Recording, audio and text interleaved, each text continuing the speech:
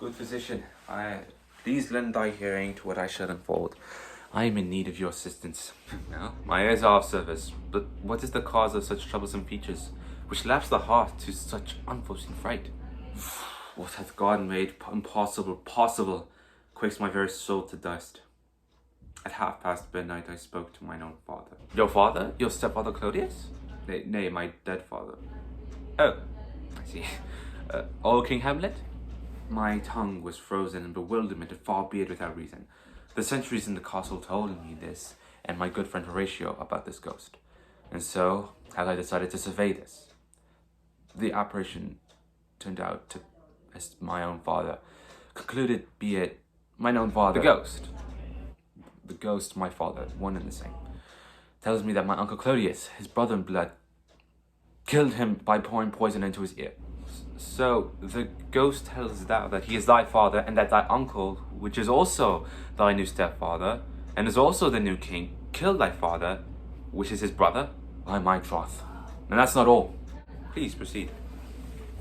My father, the ghost, tells me in a voice that surrenders the soul to an icy stare, that he wanteth me to avenge his father. And to it he responded in what way? I answered in compliance to his request. It is my father. One cannot cross their guardian, even when death do us part.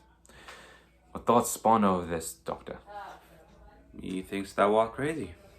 And to be sure, with such supernatural events, very, very rare these days. But this puts all of them to shame.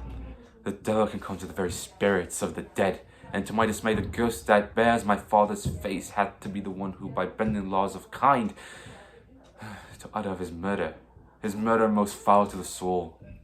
Oh, what treachery! Oh, what lewd savage! The meaning of action of any man. The tears of Aphrodite, they cannot blossom this wretched display away from my mind. It is binding, and above all, now, I strongly beseech thee, with mine own heart, that you rebuke such coinage of your brain. It is possible for people to live out a bodiless creation ecstasy as if it is real, but it is not when one takes it into proportion and assumes it correct in physical life. I am not mad!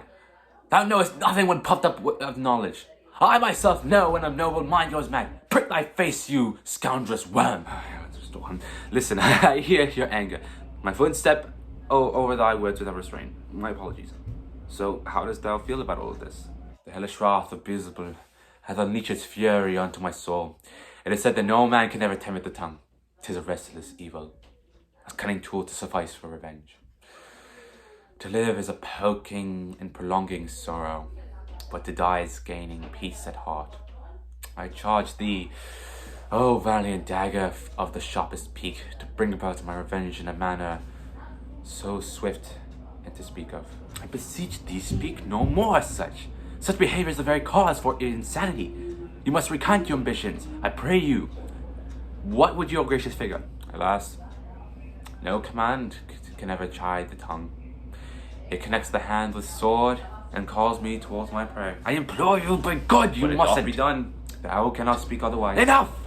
Shall you prolong your family's suffering with more suffering? It doth be done. If perchance there remains a spark of humanity in you, then rest yourself and will you let me know how you tried to deal with your father's death. 'Tis a pressing matter, wherefore should I be heavily burdened by the damned father's soul? Away with you, oh malice and slander!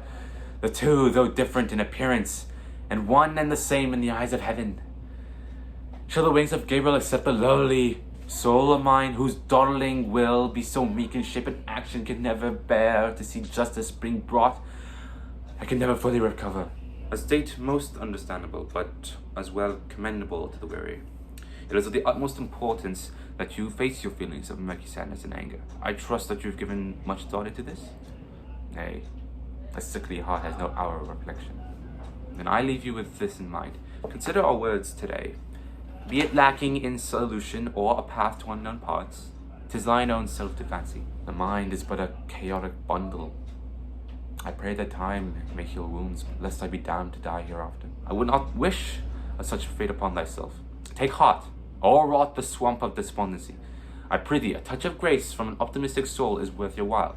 Dost thou knowest thou? Horatio is a gent. He can assist. The fate of Claudius hath been sealed. Go in peace then. Our session has concluded. Wait now. Wait. Where did you speak of couriers? I charge thee. What? Return at once.